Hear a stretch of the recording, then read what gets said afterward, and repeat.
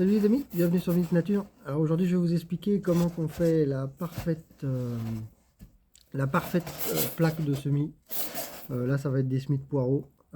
Ça c'est pour mes abonnés. Je voulais lâcher un peu YouTube parce que bon, pour plusieurs raisons, dans le fait que maintenant ils cherchent à concurrencer TikTok. Faut être sur tous les réseaux en même temps, donc moi c'est pas du tout mon truc. Mon truc c'est juste de faire des petites vidéos sur le jardin, sur le maraîchage. Et puis, mon but à la base c'était d'expliquer aux gens un peu les difficultés et les techniques déjà de permaculture, entre guillemets, le sol vivant et tout ça.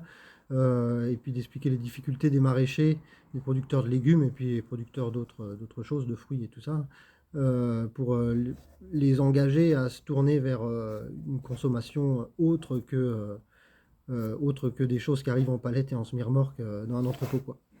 Et donc voilà, mais comme je vois que j'ai toujours des abonnés, même quand je poste pas de vidéos pendant pratiquement 6 mois, donc je vais continuer un petit peu pour ceux qui écoutent, quoi, hein. Donc aujourd'hui, ce sera des semis. Donc moi je suis d'une école horticole, je vous rappelle. Donc j'ai appris à faire des semis pour de la production intensive, hein, donc des séries de 4-5 000 sur des robots en tapis roulant, avec des machines à rempoter. Je ne pense pas que vous saviez que ça se faisait comme ça, mais il y a des machines qui prennent des plantes et qui les replantent dans un pot, qui remplissent le terreau automatiquement. Et il y a des gens qui assistent ces machines, qui mettent des plaques sur des tapis roulants, et puis après d'autres, à l'autre bout d'une autre serre par exemple, qui vont ranger. Voilà, c'est ça le travail d'un horticulteur. Après, il y a des petites exploitations familiales, il y a des grosses exploitations. Entre parenthèses, je vais essayer de faire des vidéos sans cut, parce que le montage, ça me gave. C'est pas que ça me gave, c'est que j'ai pas trop le temps. Puis c'est pas mon truc. Comme je vous disais, moi mon but c'est pas d'être youtubeur, mon but c'est de faire connaître les maraîchers et leurs difficultés et les techniques qui sont plus respectueuses de l'environnement, malgré qu'elles sont pas très très productives. Euh, Enfin, quoique ça dépend, il y en a qui arrivent très bien, mais bon, il y a toujours des compromis à faire, engrais, pas engrais, pesticides, pas pesticides. Donc je vous invite à regarder les autres vidéos pour voir toutes les explications. Euh, donc là, ça va être des semis de poireaux. Donc je vous explique la tablette comme on me l'a appris, très scolaire. Donc normalement, on prend une plaque de semis. Donc, ça peut être des plaques alvéolées, mais là c'est de la récupération, hein. C'est des bacs pour ranger du poisson à la base. Donc le polystyrène c'est pas mal parce que ça isole. Donc là je me suis mis à l'abri, il fait un peu froid, ce matin ils annonçaient 3 degrés. Et donc je suis pas obsédé par les températures, les thermomètres à regarder tous les matins en me levant combien qu'il fait heure par heure. Mais bon, je regarde la météo quoi. Et donc je vous rappelle aussi que je suis autonome en terreau maintenant. J'avais fait une vidéo, je fais des couches chaudes avec du fumier de cheval.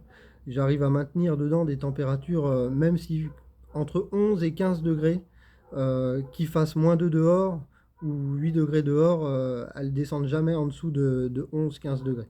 Donc c'est super. Pour ce qui est poivron, aubergine, toutes les plantes qui demandent des températures un peu hautes pour germer, euh, ça va pas. Mais pour tout ce qui est tomates, salade, toutes les plantes un peu rustiques, ça va très très bien et j'ai pas de problème. Là dans ma serre, par exemple, j'ai un tunnel.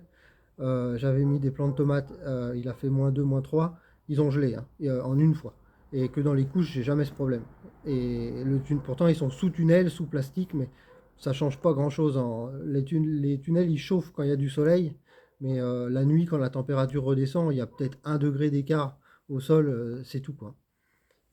Donc là, en fait, donc je disais, je suis autonome en terreau, donc je vous invite à regarder les vidéos sur les couches chaudes de fumier. Je récupère la terre et le fumier que je mets dedans qui s'est transformé en terreau. Je le laisse composter et puis d'année en année, ça me fait du compost, quoi. Je vais vous montrer. Du compost comme ceci.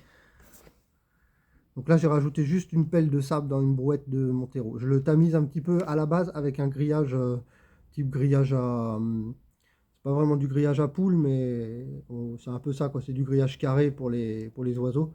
Et donc je passe déjà une première partie là-dedans pour enlever les gros bouts de fumier, de paille, machin et tout ça.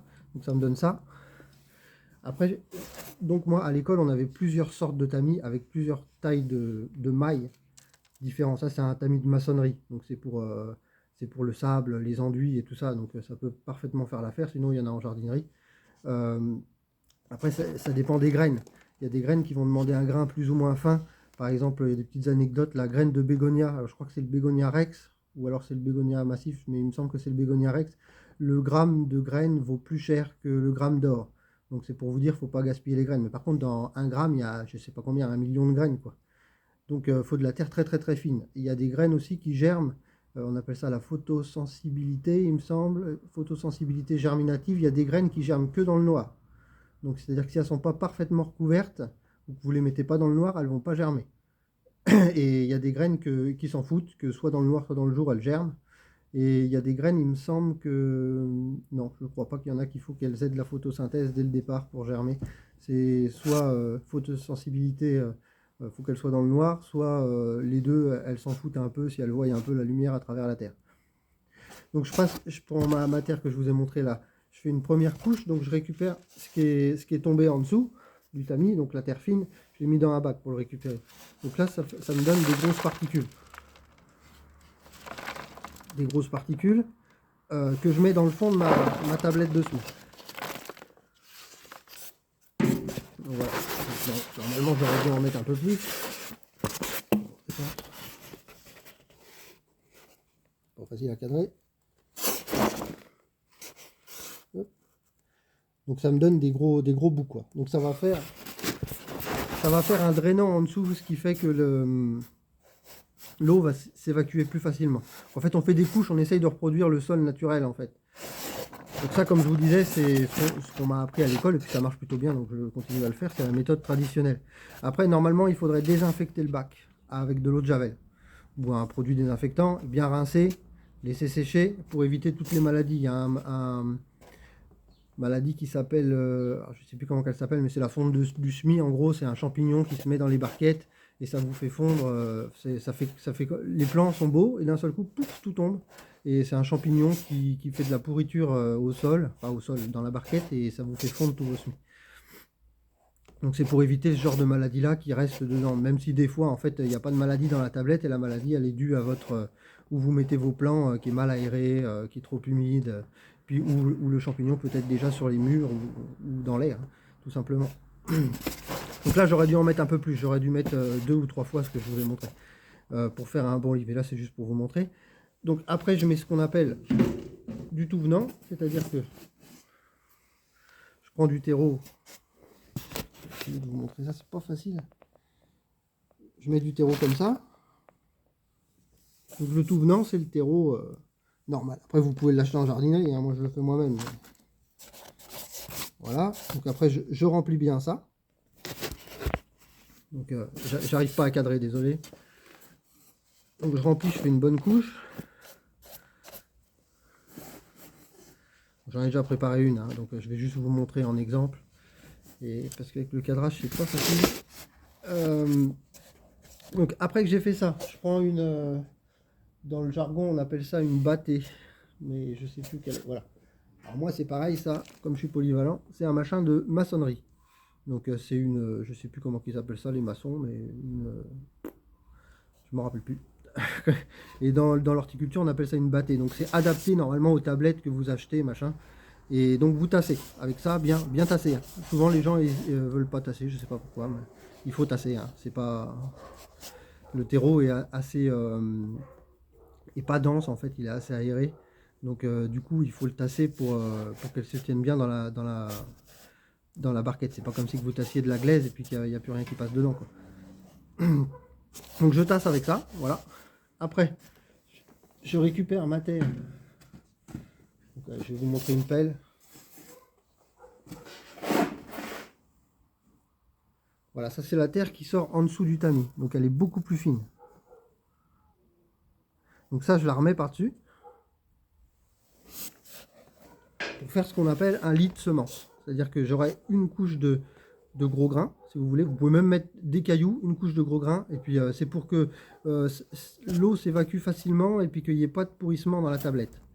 Et en fait, le lit de semence, le dernier lit que je vais mettre, donc il y a des gros grains, du tout venant, donc du terreau normal. Et après, la terre qui sort du dessous du tamis. Après, le tamis, moi, je n'ai pas le diamètre. Mais après, il y a plusieurs diamètres. Il y a des grains plus ou moins fins. Donc trop fin, c'est pas bien non plus pour certaines graines. trop gros, ça sert pas à grand chose, autant mettre du terreau normal. Et ça, surtout sur du terreau fait maison, ça enlève toutes les petites boulettes, les petits cailloux, les petites boulettes de terre, hein, je parle. Et enfin de terre, voilà, ça fait des petites particules comme ça. Ça, si une graine elle tombe en dessous, elle va avoir du mal à sortir. Donc on appelle ça un lit de semence. Donc on fait le lit de semence, on en met, je sais pas, entre 1 et 3 cm, ça dépend hein, si vous voulez gaspiller de la terre ou pas. Ça sert pas à grand chose, c'est juste pour lui faire comme un lit quoi. Hein. Après vous retassez avec ça, vous retassez bien. Et après je sème. Donc là j'ai déjà une plaquette de prête, donc je vous la montrerai à la fin. Mais là si vous voulez je vais prendre des poireaux. Bon ça c'est pas mes graines habituelles, mais j'ai eu une panne de... Et puis j'allais pas recommander juste ces graines là, donc... Sinon moi je me fournis chez Agrosemence. Après j'ai une jardinerie où je vais faire l'appoint souvent quand il me manque, qui est bien pratique. Et donc Agrosemence, super, hein, c'est pas mal. Les prix sont abordables et puis les graines sont bonnes. Donc voilà. Et il n'y a pas de... Alors je sais pas, je veux pas faire de la mauvaise pub, mais j'ai commandé sur... Au début tout le monde parlait de la ferme de Sainte-Marthe. Mais alors je sais, c'est cher déjà. Donc ça, bon, ça se comprend un peu, c'est peut-être dur à faire. Et j'ai eu des gros problèmes dans les quantités des graines. Il me marquait tant de graines sur un paquet et en fait ça correspondait pas du tout. Donc je sais pas s'il y a que moi ou si c'était des années comme ça. Donc voilà, après j'ai essayé la bonne graine, c'est pas mal aussi. Mais les graines je trouve sont de moins bonne qualité que celles d'Agrosemence. Et j'ai essayé, mais sinon c'est bien et c'est pas très cher. J'ai essayé quoi d'autre, Cocopelli, mais c'est pareil, très cher. Et bon, l'initiative est bien, c'est une association qui fait des échanges de graines, tout ça. Mais les graines sont très chères et puis pareil, les quantités pour un petit professionnel comme moi me satisfont pas. Et puis j'en avais essayé un autre, c'est Germinance. Et Germinance, les graines sont de très bonne qualité, mais chères. Mais par contre de très très bonne qualité. Donc voilà, c'était quelques petits. Donc après je vais, donc là-dedans j'ai un petit sachet, hein. Je vais l'ouvrir.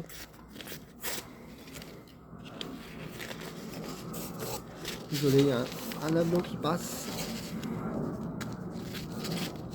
Voilà, on va faire comme si je savais le sachet qui était ouvert. Donc quand je sème mes graines, donc à la volée, je ne vais pas faire du graine par graine sur du poireau par exemple, c'est des graines qui sont très fines. Donc je vais semer comme ça, en quadrillage. C'est-à-dire que je vais semer comme ça, dans ma tablette. Et après, je vais passer, comme ça, oui, ou dans l'autre, toujours en diagonale, si vous voulez, de ma tablette. Donc je vais mettre sur le papier. Donc comme ça. Et après, je vais passer dans l'autre sens. Pour faire comme un damier, si vous voulez, un peu. Donc comme ça. Et après, je fais comme ça. Donc après, comme ça. C'est pour mieux répartir la graine et avoir moins d'espace entre les graines. Enfin, moins d'espace, pas moins d'espace, mais un espace plus proportionnel que d'avoir soit des lignes, parce qu'on a semé comme ça, ou soit des gros tas de graines à un endroit, un endroit, un endroit. Voilà. Donc après, vous retassez avec ça. Si vous avez autre chose, hein, vous pouvez tasser avec vos doigts ou n'importe quoi. Hein. Bien tassé. Après, vous mettez une petite étiquette. Alors moi, j'ai une combine pareil. Hein. Je découpe des... Quand on me donne ou que j'achète des plantes, je découpe ça là. Je les garde pas. Voilà, donc ça c'est plastifié. Ça finirait à la poubelle. Donc je les découpe en petits machins comme ça.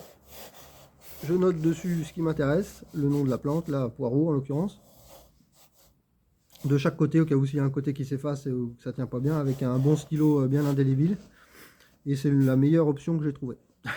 Et après, je le plante dedans. Et j'ai pas de problème d'effacement. J'ai eu pas mal de problèmes avec ça en cherchant ma méthode sans avoir à débourser des trucs exprès et tout ça. J'ai eu pas mal de problèmes on note tout et puis arrivé au moment de se prendre les plants, on sait plus ce qu'est quoi parce que tout est effacé. Bon, entre une tomate et un concombre, on fait la différence, mais par exemple entre deux variétés de tomates, on peut pas quoi. Donc ça c'est pas mal. Et donc voilà, je vais vous donner la fin de la barquette. Donc on arrose bien, hein, toujours bien arrosé. En faisant attention de ne pas arroser en trop gros jets pour pas que ça ça casse toute la tablette quand on arrose, par exemple avec un gros arrosoir ou quelque chose comme ça. Donc moi j'arrose à l'arrosoir parce qu'à force j'ai un peu la technique. Donc je sais à quelle hauteur arroser, la pomme que je dois choisir et tout ça. Mais si vous avez des difficultés, ils font des petits pulvérisateurs là. Ça c'est pas mal ça. Mais alors c'est pareil, faut arroser assez souvent quoi, hein, avec ça. Mais au début c'est pas mal pour éviter de faire des trous dans les barquettes et tout ça. Pas des trous dans la terre. Donc voilà, ça donne ça.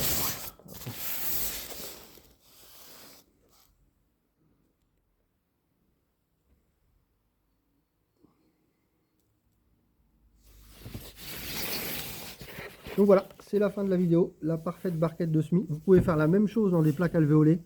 Bon, moi je le fais pas parce que c'est trop compliqué. Enfin c'est pas trop compliqué, mais disons que les plaques, je vais vous montrer une plaque alvéolée. Voilà, j'utilise du petit godet. Il y en a des plus gros.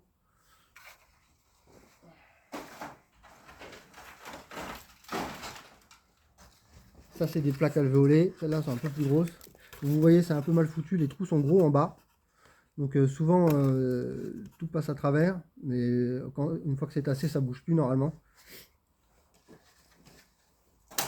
Donc vous pouvez faire le même principe avec une plaque alvéolée, sauf que comme les alvéoles sont petites, voilà, ça fait beaucoup de couches pour pas grand chose et c'est très long quoi.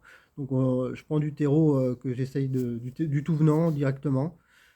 Et après soit je fais que 2 litres de semences, donc 1 litre de semences en dessous, et c'est pas vraiment 1 litre de semences puisqu'il est au-dessus, mais la même terre que le lit de semence au-dessus de la graine, ou soit si c'est des graines pas trop difficiles comme la tomate et tout ça, je fais juste le lit de semence au-dessus. Donc en dessous je sème dans le tout venant, donc dans du terreau normal, hein. Et après je tamise par-dessus ma plaque comme ça et je tasse. Donc voilà. Donc ça après c'est long. Moi je fais ça, les plaques alvéolées je parle, hein. Je fais ça à la pince à épiler, donc c'est très très long. Bon il y a d'autres techniques, hein. Donc j'ai une petite truc comme ça, je mets mes graines dedans et je prends une graine par une graine. Par contre c'est super pratique parce qu'on a vraiment qu'un plant qui se développe, donc pour le rempotage ça va beaucoup plus vite. Ça stresse beaucoup moins les racines que de... là, une fois que par exemple si vous avez semé des tomates dans la tablette que je vous ai montré, il faut prendre un petit tournevis ou quelque chose comme ça, ou tout défaire l'entièreté, puis séparer les plants. Donc ça casse les racines, ça met les racines des fois pratiquement à nu, on n'arrive pas à prendre de la terre avec la racine, donc ça la stresse énormément, donc ça a du mal à reprendre et le temps de reprise est beaucoup plus long. Qu'avec ça, en fait c'est comme si on avait juste bougé la plante d'un endroit à un autre, quoi, avec les plaques alvéolées. Donc ça les stresse beaucoup moins et la reprise est beaucoup plus rapide, quoi. Sur une plante qu'on a enlevé carrément la terre et qu'on a replanté dans un godet, il y a environ 15 jours d'adaptation, à peu près selon mes observations. 15 jours d'adaptation pour que la plante commence à bien refaire son terrain dans le pot et après commencer à repartir et à repousser. Après ça dépend des conditions climatiques, ça dépend du temps, ça dépend de la plante, mais à peu près c'est à peu près ça. Qu'avec ça c'est quasiment instantané. Le lendemain votre plante elle est restée dans sa terre d'origine, dans sa micromotte là, donc du coup ça ne l'a pas dérangé, ça ne l'a pas stressé. Donc voilà, donc c'est quand même pratique.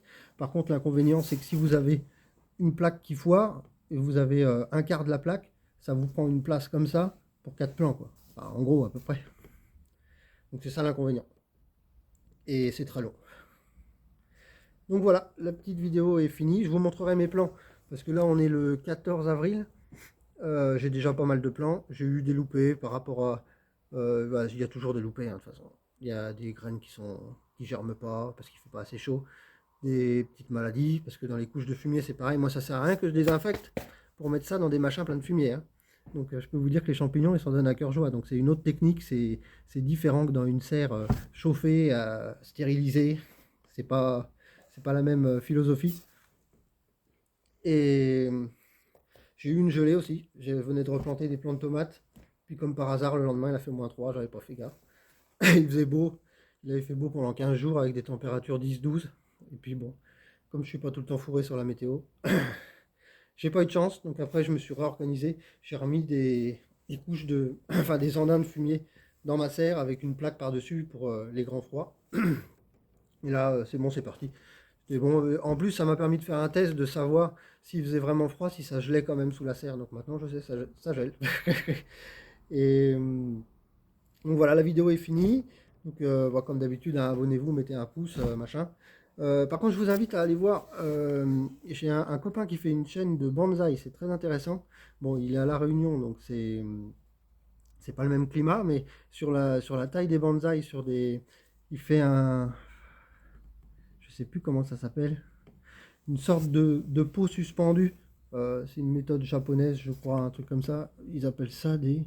Oh, je me rappelle plus, c'est des pots en paille de coco en fait. Donc moi je fais pas de bonsaï, mais la technique est super intéressante. Je vous mettrai le lien en description. Et puis bon, il commence, alors faut l'encourager un peu. Et puis c'est pas des vidéos qu'on voit tous les jours sur YouTube sur les bonsaïs comme ça. Donc voilà, je vous mettrai le lien dedans si vous voulez aller le voir. Ça s'appelle l'atelier bonsaï. À la prochaine.